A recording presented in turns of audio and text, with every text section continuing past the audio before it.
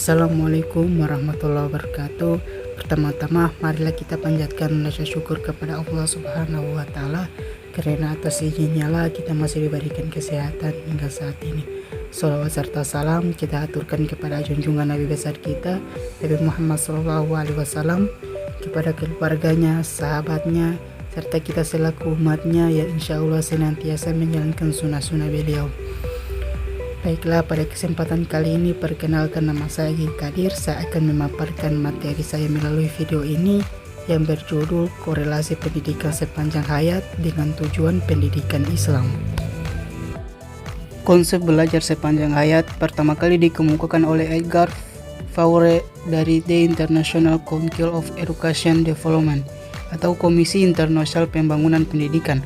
Belajar sepanjang hayat adalah suatu konsep tentang belajar terus-menerus dan berkesinambungan dari buayan sampai akhir hayat, sejalan dengan fase-fase perkembangan pada manusia. Oleh karena itu, setiap fase perkembangan pada masing-masing individu harus dilalui dengan belajar agar dapat memenuhi tugas-tugas perkembangannya. Maka belajar itu dimulai dari masa kanak-kanak sampai dewasa dan bahkan masa tua. Tujuan belajar sepanjang hayat memiliki beberapa tujuan, diantaranya yang pertama, untuk memperkaya kemampuan intelektual seseorang.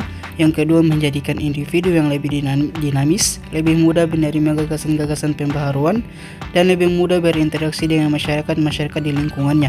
Yang ketiga, untuk membantu individu dalam menimba ilmu bagi merealisasikan impian-impiannya. Yang keempat, untuk mengembangkan kemampuan nalarnya secara terus-menerus, bukan saja objek-objek di luar dirinya, tetapi juga terhadap kehidupan sendiri sebagai perorangan maupun sebagai suatu komunitas. Manfaat belajar sepanjang hayat: yang pertama, menjadikan seseorang tidak ketinggalan zaman.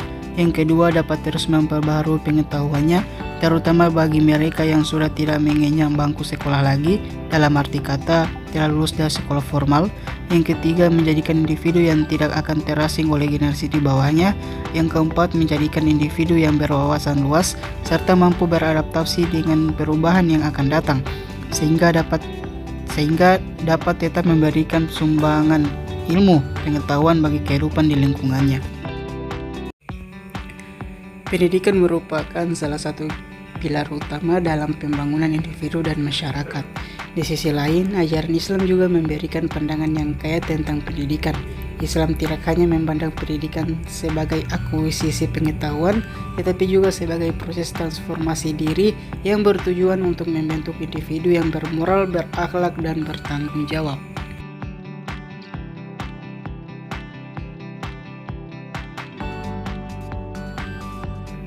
Pendidikan sepanjang hayat merupakan sebuah konsep yang mengakui bahwa proses pembelajaran tidak terbatas pada tahap-tahap pendidikan formal, seperti yang terjadi di sekolah atau perguruan tinggi, yang melibatkan beberapa dimensi, yaitu pembelajaran formal, non-formal, dan informal. Beberapa faktor yang mendorong pentingnya pendidikan sepanjang hayat antara lain perkembangan teknologi, globalisasi, perubahan dalam tuntunan pasar kerja, serta meningkatnya kompleksitas kehidupan modern. Tujuan utama dari pendidikan sepanjang hayat adalah untuk memperdayakan individu agar dapat terus berkembang dan berkontribusi secara produktif dalam masyarakat. Tujuan pendidikan dalam ajaran Islam mencakup aspek spiritual, moral, sosial, dan intelektual. Yang pertama, takwa ketakwaan, dua, ilmu pengetahuan, tiga, akhlak moralitas, keempat, kemasyarakatan. Korelasi antara pendidikan sepanjang hayat dan tujuan pendidikan dalam ajaran Islam. Berikut adalah beberapa titik korelasi antara keduanya. Yang pertama, pengembangan spiritual. Yang kedua, pengembangan pengetahuan. Yang ketiga, pembentukan karakter. Yang keempat, kontribusi dalam masyarakat. Implikasi dari korelasi antara pendidikan sepanjang hayat. Pendidikan sepanjang hayat dan tujuan pendidikan dalam ajaran Islam memiliki beberapa implikasi utamanya adalah sebagai berikut.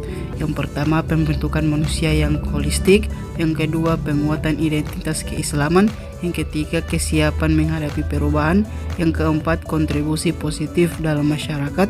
Yang kelima, pembangunan masyarakat yang berlandaskan nilai-nilai Islam. Dampak penerapan pendidikan sepanjang hayat terhadap pencapaian tujuan pendidikan dalam ajaran Islam. Beberapa dampak tersebut meliputi: yang pertama, pengetahuan ketakwaan; yang kedua, pengembangan pengetahuan; yang ketiga, penguatan karakter; yang keempat, kontribusi positif dalam masyarakat. Kesimpulan, dengan demikian kita dapat menyimpulkan bahwa pendidikan sepanjang hayat memiliki peran yang penting dalam mendukung pencapaian tujuan pendidikan dalam Islam melalui pembelajaran kontinu dan dedikasi untuk meningkatkan diri. Umat Islam dapat berperan aktif dalam membangun masyarakat yang berlandaskan nilai-nilai keadilan, kesetaraan, dan keberagaman sesuai dengan ajaran Islam yang mulia. Demikian video pembelajaran saya. Jika masih banyak kekurangan mohon dimaafkan. Minal aidin wal faizin. Assalamualaikum warahmatullahi wabarakatuh.